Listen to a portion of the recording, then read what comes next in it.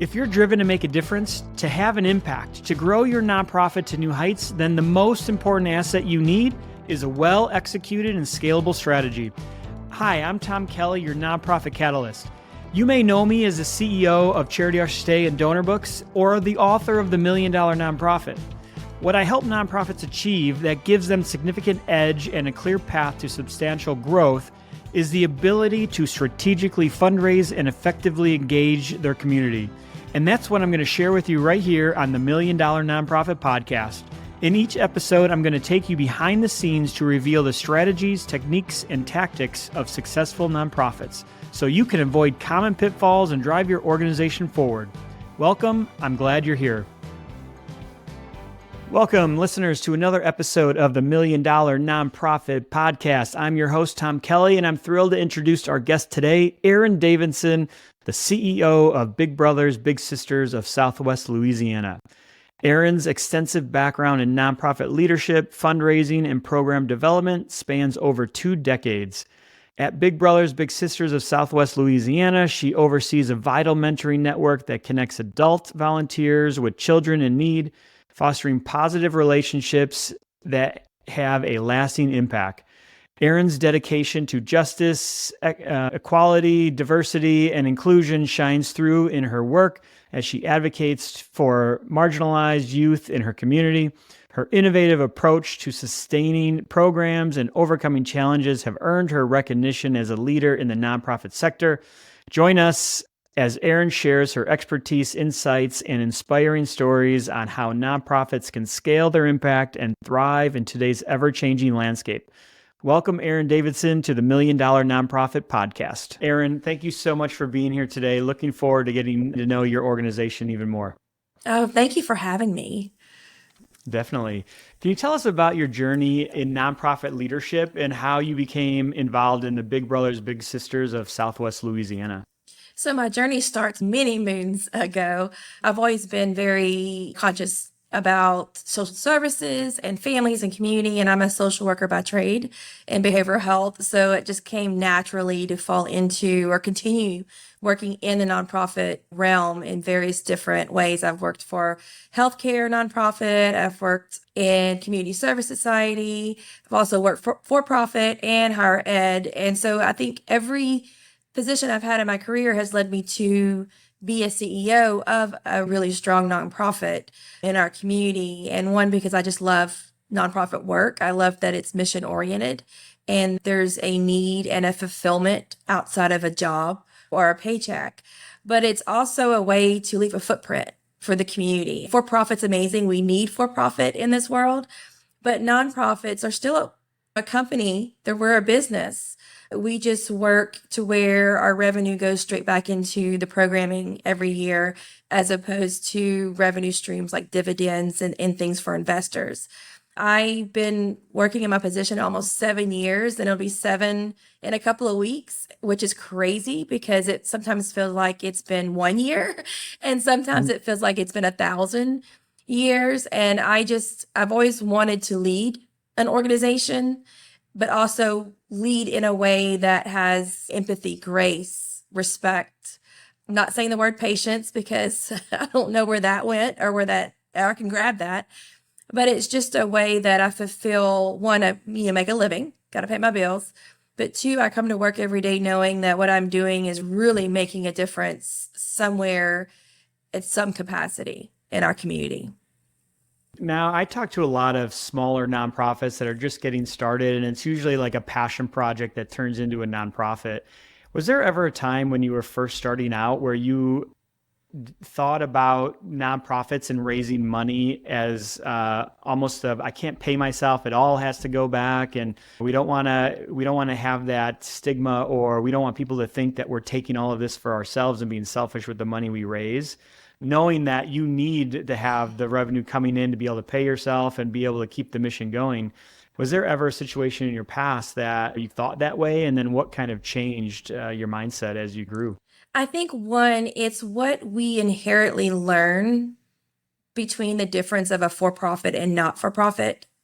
is that we think, okay, a not-for-profit is supposed to be very poor, very limited assets, very limited in human capital, very limited in everything outside of the dollar. And for-profit is supposed to raise a lot of profits, make a lot of money.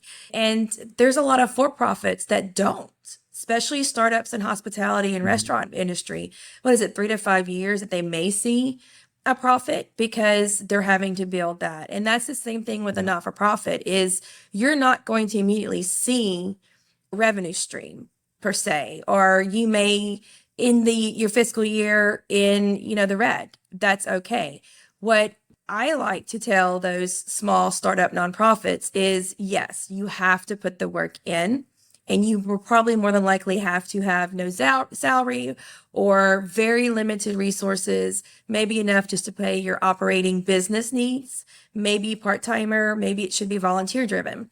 But within 3 to 5 years, you should really have a strong strategic plan built that's going to amplify you to be self-sufficient and to be independent in your revenue and to be able to make a profit after your fiscal year, your budget year, because that is just gainful. It makes a profit for you to go in your reserve fund, your rainy day fund that we all need. It could be adding a new program, adding a staff member, even if it's a part-timer, contracting with vendors to help you amplify your small mission-oriented idea into a thriving company.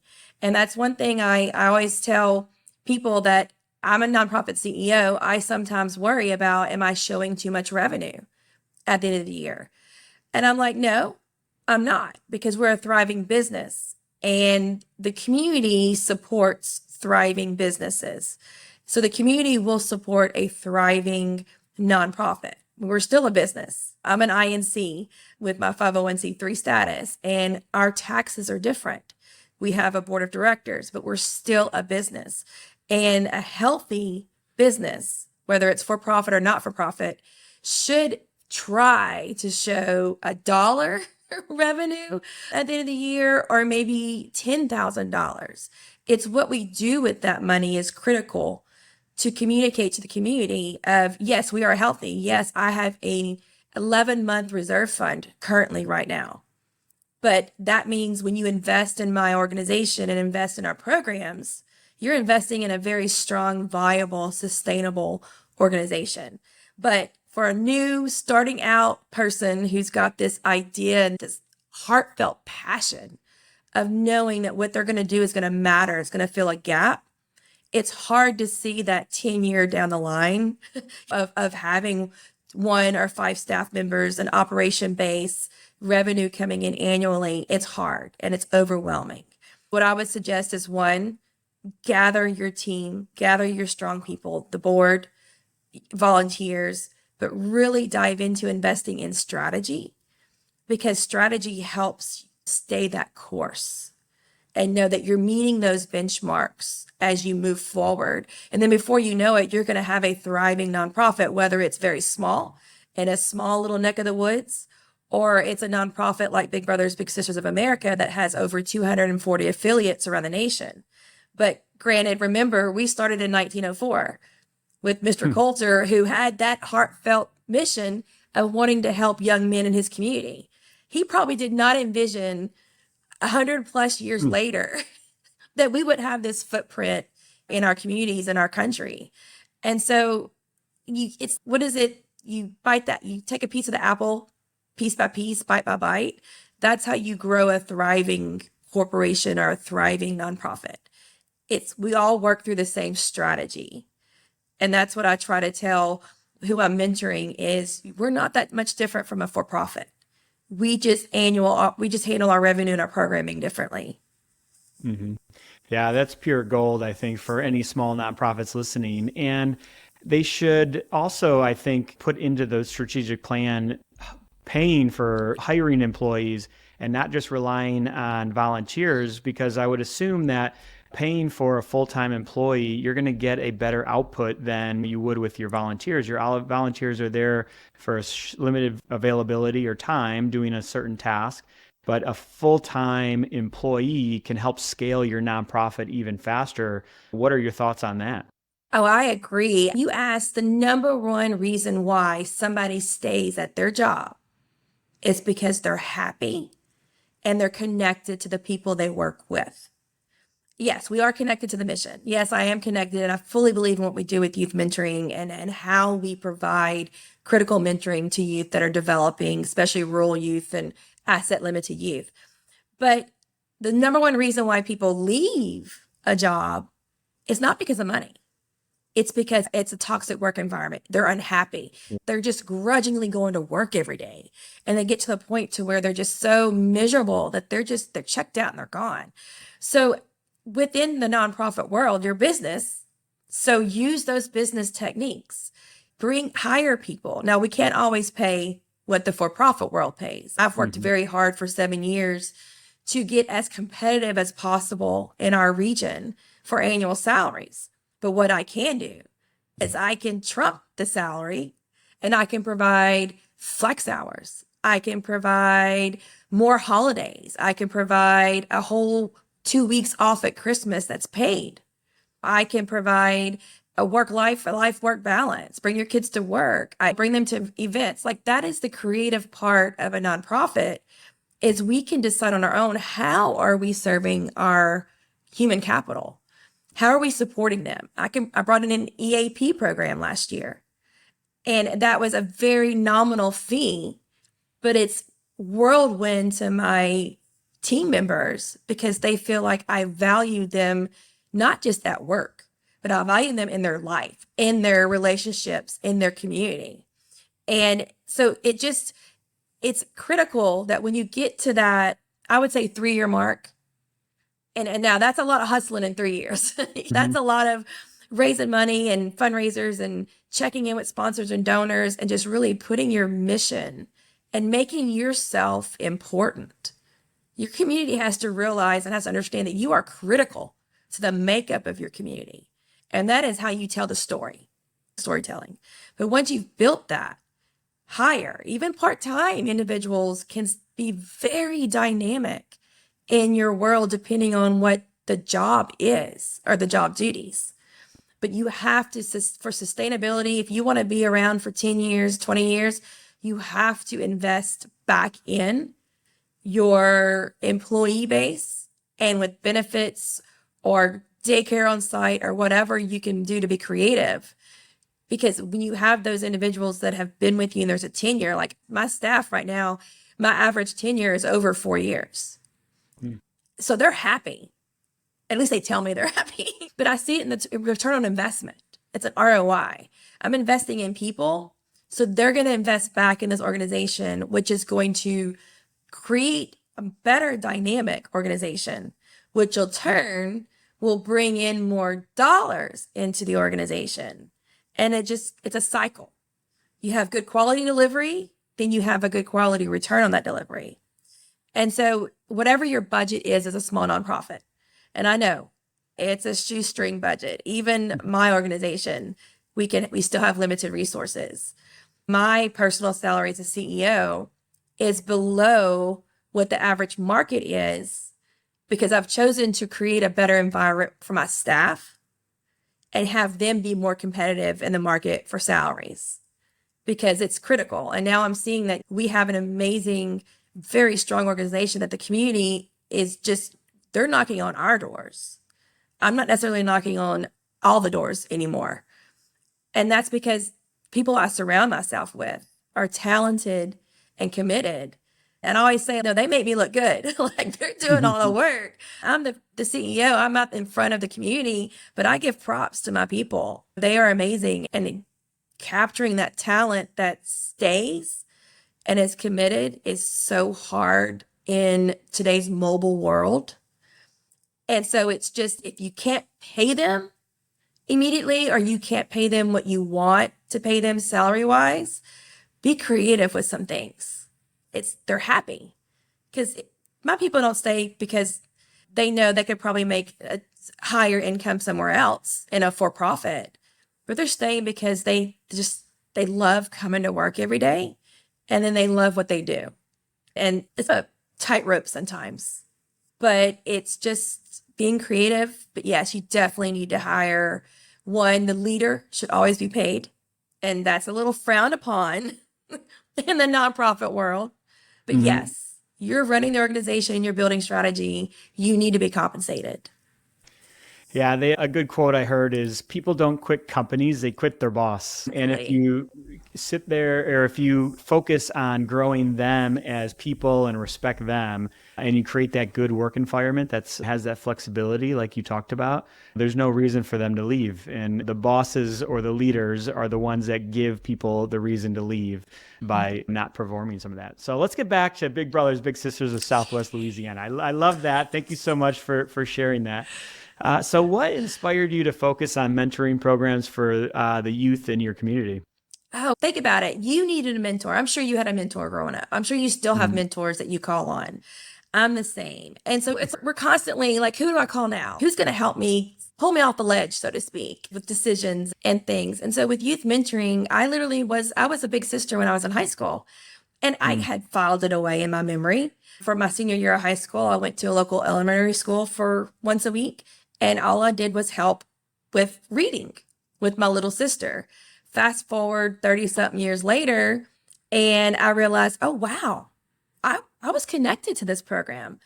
I didn't put two and two together. You file that away as you get older and things. And so when this position came open in 2017, I just felt called to join the Big Brothers Big Sisters here in Southwest Louisiana. And I knew some of the board members. I knew the previous CEO at the time, mad respect for her. And I just thought, man, it's time. It's time for me to step out of comfort and step into scary and see what I'm really made of. The first year as a new CEO in an organization is very humbling. I knew I had it in me, but I second guessed every single decision that I made. I didn't have that confidence that I needed to step into. It's a very uncomfortable role when you're in a leadership position. It's often isolating, lonely. So I knew I had to connect with mentors. And so it just made youth mentoring just dynamic, because I'm thinking, if I need these mentors consistently, then I know there's youth in my community that need mentors. And it's not just necessarily the mentoring piece, which is the whole vision and mission of what we do, but we also work very closely with the parent guardian, and we work very closely with the volunteer mentor. And so there's three people.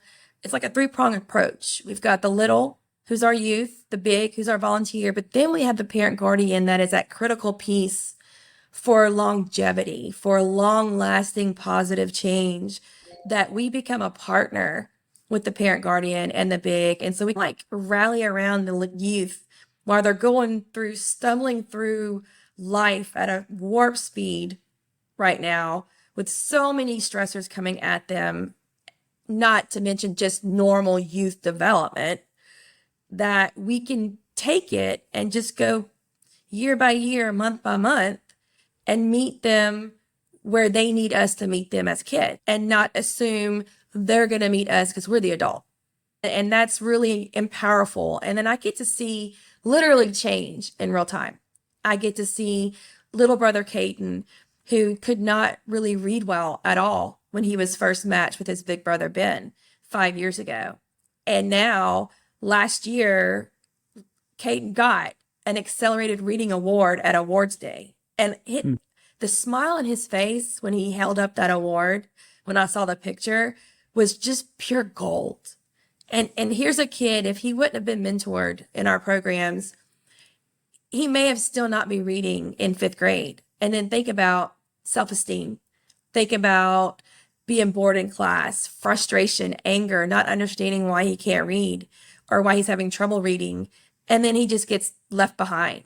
And then he goes down a negative path of, I'm stupid. I can't read. I can't get a job. So I'll just do whatever I want. And then that's where those type of youth end up in juvenile justice programs. They end up in and out of jail or a burden to society because they're just not fulfilling their potential. And so now Caden is going to get a math award this year because he's okay. I can read now. Now I'm going to math. And I just think about the pathway that Caden is on. And he's just one example of many that I get to see daily in real time this transformative change that are little changes, but I know when they're our age, they're just going to be, maybe they're us 20, 30 years like this, sitting here on a podcast talking about, man, I had the coolest big brother and I could read. And that's what just excites me daily out of the work, the CEO work of finding revenue, funders, grants, sustainability, programming, building issues, that I get to just be around these kids that I often say the world hasn't seen their talents yet.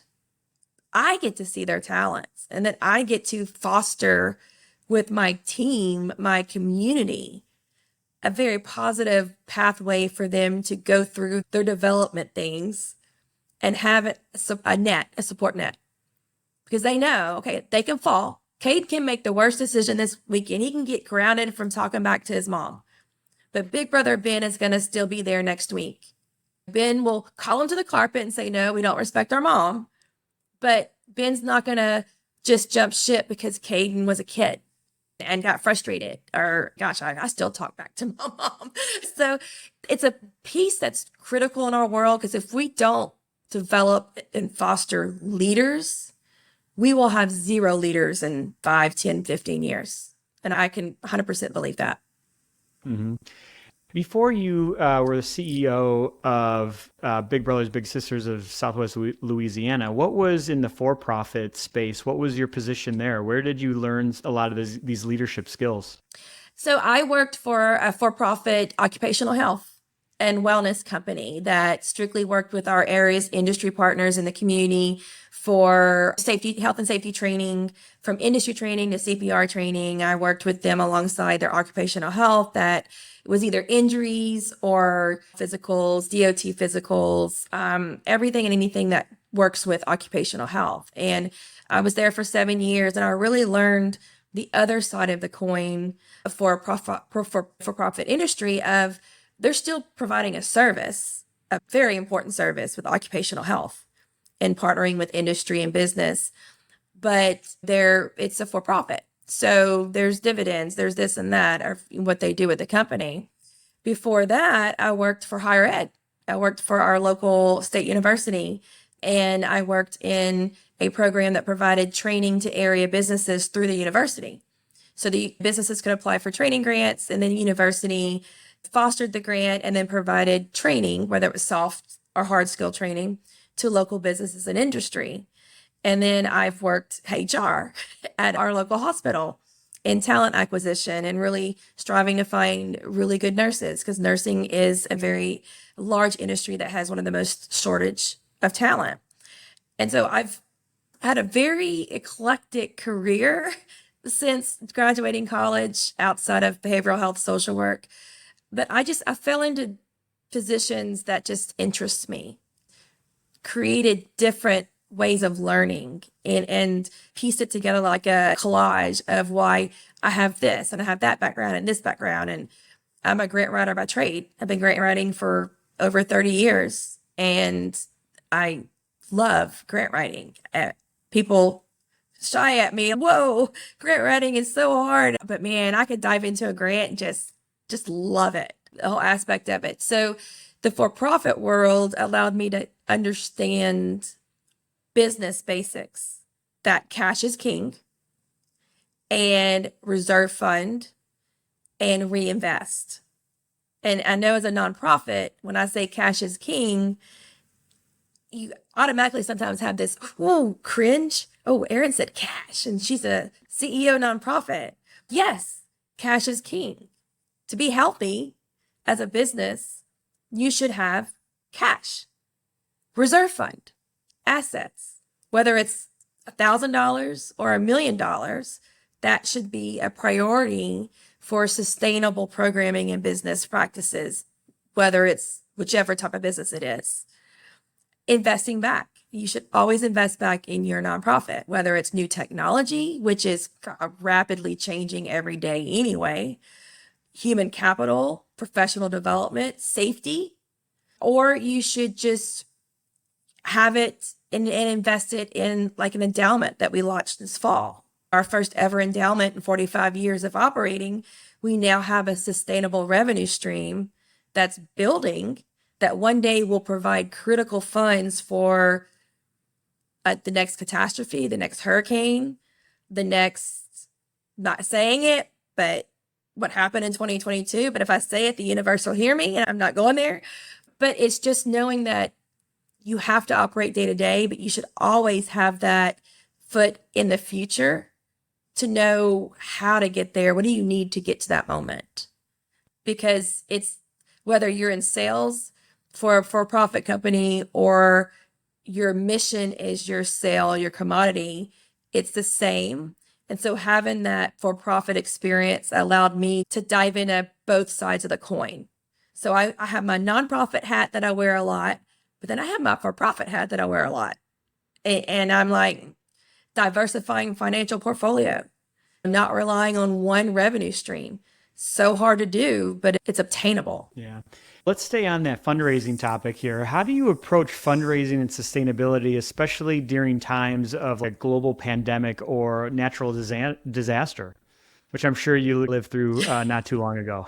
Yeah, 2020 and 2021 are, whoa, what a doozy, man. If that didn't challenge any leader for in any capacity, I don't know what happened. But I know when the global pandemic hit and we were closed, we went home March 15th, we were closed. And 2 weeks after that was our first major fundraiser of the year, which is Bowl for Kids' Sake. It's a 30+ year fundraiser, huge bowl-a-thon, over 1,000 bowlers, raises over 120 a year. And we had to cancel it because of the pandemic. We rescheduled it for the fall. But then I was like, oh, whoa, like that's a $120,000 gap. Poof, gone. It's out the window. What do I do? So then I immediately started navigating with our funders, our partners, our investors. We have annual partners, we have sponsors for events, we have donors. So I started crafting a strategy to say, okay, I need to really start leaning in and communicating in real time with our existing funders and donors to let them know we're still operating, we're still serving, we're still bringing in kids, even though we're virtual, even though we're trying to figure out how to use Zoom to do this whole world that we're not used to.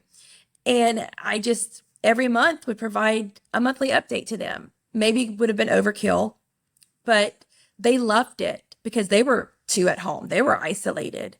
And so it was connectivity, but two, gave them in real time, hey, what are we doing? We're not sitting on our laurels. Yeah, we may be at home, but we're working. We're pivoting to health and safety. We're pivoting to other things, but we're still mentoring in a capacity. And then when Hurricane Laura hit in the fall of 2020, that just threw everything out the window. And then we had 4 other natural disasters in 18 months. And we had to regroup, and I had to get with my board and my staff. And priority was one, we're not lessening services. I'm not laying off people. We're critical. These kids need us now more than ever. So what do we do?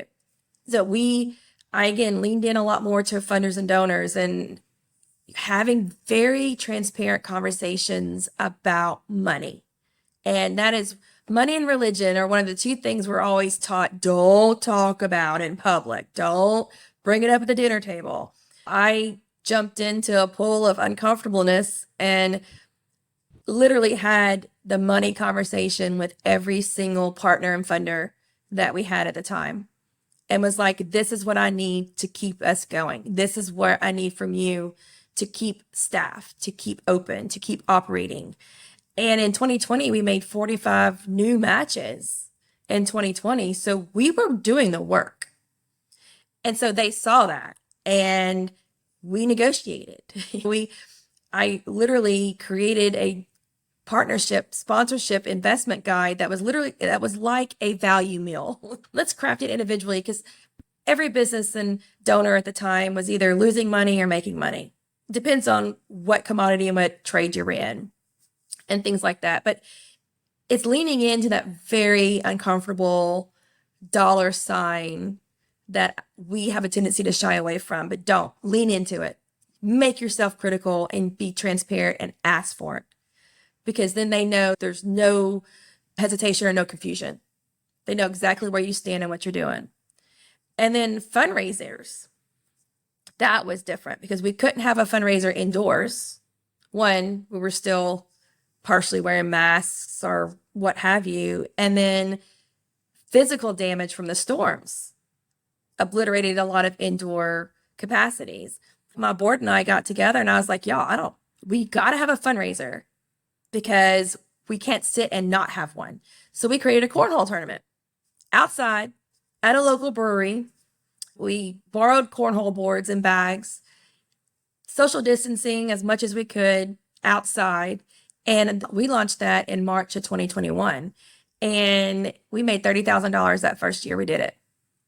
And nobody else was having fundraisers because a lot of CEOs talk to each other. And they're like, no, we can't, or we're waiting, or we're this and that. And I was like, watch me. We're doing it. It's critical. Got to raise money. And we launched it, and it's a staple now. We had our 4th one this year, and it's growing every year. Now, it's scary because I'm like, I don't know, anybody going to show up? Am I breaking the law? I didn't want to go to jail. I didn't know at that point. Things were changing rapidly. But I knew if we didn't stay front and center in our community and we didn't prove we were still programming in our community, I knew we would lose what we had at that time. So I was trying to stay consistent with the financials, at least break even as much as possible. But we grew revenue every year from 2020, 2021, and 2022. And that was just leaning in, hard conversations, all your cards on the table, making that ask, and really working when grabbing new funders and donors, even through a pandemic and any other disaster you may have. We all have disasters a lot in our communities. But it's just having that mindset of, okay, I need a moment to regroup for a minute. And then you come out of your moment and you say, you know what? No, we're important. We're going to do this, and we're going to do this right. And we're going to rally because people are going to continue to give. You want them to give to you. I think I believe that the donor communication is such a big portion of it, and being honest and transparent. And I think one mistake a lot of smaller or newer nonprofits make is they don't communicate enough. Mm-hmm. What do you feel when you do your donor communication? Are the right things to be communicating to them, and how often, and what is too much in your opinion? So I'm an oversharer, as you can tell on our conversation. I believe that too much information is not enough in my world. And I think that I feel like sometimes, yes, you can over communicate. It depends on what the data is. So right now, like at the time, I was I was communicating monthly with them because I didn't want them to wonder, because they were still critical to the organization. I still needed their investments. I still needed their donations. I needed their grants to operate. And then as we came out of 21, I kept that for about a year. And it was snapshots. It was an update about this match, or an update about this little, or a highlight here, or a funny story there. It didn't always revolve around the financial aspect of it, but I kept them engaged. And it was short spurts, an email here and there, maybe a video on YouTube, or I literally called existing big brothers and big sisters and said, hey, I figured out how to use Zoom. Can you come and do a Zoom call with me? I'll record it. I'll put our brand on it. And let me ask you a couple of questions, and we'll do like little snippets. And that's what I share with our donors. It's just like the creative thing that costs zero money because we're all at home anyway. And it was just a really cool, organic, raw moment. It wasn't this over processed moment. And then as we moved into 2022, I went to a quarterly contact, because I still wanted them to feel engaged, but I wanted to lessen that time factor for me, but still keep that engagement. And so it's a newsletter quarterly, and it's everything from fundraiser recap to pictures to Ready to Match Youth to highlight bigs to something really cool, or we championed another partner, or my marketing team is very creative about things. We get quotes from different people, things like that. And so it depends on the communication, is how you can create that. Plus, I asked them, like, does it bother you I'm reaching out to you every month? And they're like, no, I love it because I have nothing else to do. Like, you're the only one that's giving me this. Like, you're the only one that's making me feel important. And that's one thing that a donor always, even if it's $5, 50 cents, or $1,000,000, you should always make your donor feel important and valued, regardless of the amount of money that they're giving. Because to me, a dollar donation is just as critical as $1,000,000 donation, because it all is used and important in the real world. And so I would ask them, and so they're like, oh no, we love this. We love it. So, okay. As we started going back to normal and going back to busy lives, I lessened it, because I never also want them to be like, oh no, here comes Erin's email again. Here comes her newsletter and things like that. And so it's just asking them what they want from you. Some of my donors and funders are good with an annual report. Some love a quarterly. Some love maybe something extra within that quarter, depending on if it relates to like their personnel or their business or something. It's just knowing that information from your donors helps you decide, is it too much or is it just enough? What type of feedback have you gotten from your donors when you share kind of the impact that their money, their donation has made in somebody's life? They love that, whether it's pictures, video, if we tag them in a social media post or something like that, they love it. One, they feel good because they know they're literally giving back to the community that maybe their children know, or they know the school, or they know the neighborhood, or what have you. But I have donors and funders that actually take that information and share it along their wire. If they're a corporation, then they have their own intranet and communications. And so they'll say, hey, can you send me that update and give me some more information and give me some graphics? Or do you have any extra pictures? And they share it with their peers in their communities or their corporations or the businesses. And so it highlights them and their unit or their company site. It amplifies them among their peers in the community or their own community within their business. And so they love it because videos and reels are amazing nowadays. People love videos and reels. So we're diving into more of that. And the bloopers. That's why I was like, they love the bloopers. They love the rawness. They love to see people laughing and having fun. They love to see their kids just being kids. And I think sometimes we have a tendency to overthink what we think is expected of us, which I battle every day with. But it's simplifying it that meets people to people, that meets that heart, that vision. Storytelling is the most critical work that you can do for your vision and mission. It's critical. You tell the stories, even if they're not always successful stories. Share the stories, because we work with youth. Youth are not perfect. They're messy, they're critical, they're negative sometimes, they're sticky. They're just beings that are being crafted. And so when I share anything with my funders or donors, it's not always about the 5-star rating. It's that they're seeing real life and they can identify with that moment in time. And when your funder identifies personally with your mission and vision, then that literally is hook, line, and sinker in the world, because that means they're going to stay connected to what you do. Would you agree that's probably the number one communication that you should be sending, or every nonprofit should be sending to their donors, is the impact? Exactly. Impact numbers. I'm always sharing our percentages because our youth complete annual surveys. They tell us where they're at. How are they doing? They tell us if they're less truant every week. Maybe they were a high truancy student and now maybe they're only skipping once a week. That in the normal world is, whoa, they're truant once a week. But I'm like, yo, that's a success. Yeah. They were truant 5 days a week in truancy court. Now we've got it down to 1. That means they're in school 4 days a week. Take your win. Storytelling. You have to craft and show you are important. You're critical to the community. Because if you're not proving consistently, ongoing, that you are 100% a critical need in your community, then you already are going to have challenges sustaining that.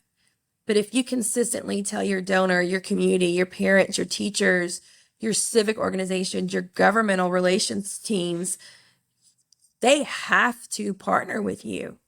This is critical. And this is why 95% of my kids right now currently graduate high school. 95% out of 400. 87% of them are saying they are not using drugs or tobacco, or they're lessening their use of drugs and tobacco. So 87%, you're like, gosh, that's not 100%. Well, duh, they're kids. I'm not 100%.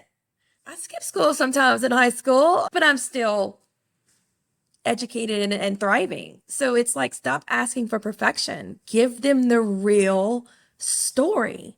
And don't be ashamed if your percentage is a 25%. 25% is better than zero. Show it. Because then as you grow and you improve, then your funders love it. Because if you build it, they will come. And if you show it and you consistently thrive and you consistently are honest, then your fundraising and your revenue capturing is going to continue to grow. I can promise you that. So now that you've been CEO of Big Brothers Big Sisters of Southwest Louisiana for a while now, what's a lesson you've learned that you wish you knew back when you first started? Oh gosh, don't strive for perfection. Oh my gosh, when I started 7 years ago, I thought I knew how to fit in this role. I had the training. I had all the different experiences in my career and my life. I had the compassion. I had the commitment, the work ethic, you name it, the MBA behind my name, had it all. Came into this role and it literally flattened me in a way that I second guessed myself. My confidence wasn't there 7 years ago. I kept trying to sit into a place of what I thought I had to be and look like as a CEO. That CEO, those 3 little letters. And then I had to realize I went through professional and life coaching with a really good friend of mine. And I'm still in that space of coaching sessions. And I had to completely let go of what I thought the world expected of me, Erin Davison, MBA CEO. I had to fall back into, whoa, I'm talented. I can do this. I'm smart. I'm capable. I can build a strong team. I'm good at development. I'm good at programming and youth safety. I would say as a new leader, depending on what level of leadership you are in your life, try to do your best to let go of everybody else's expectations from how you dress, how you look.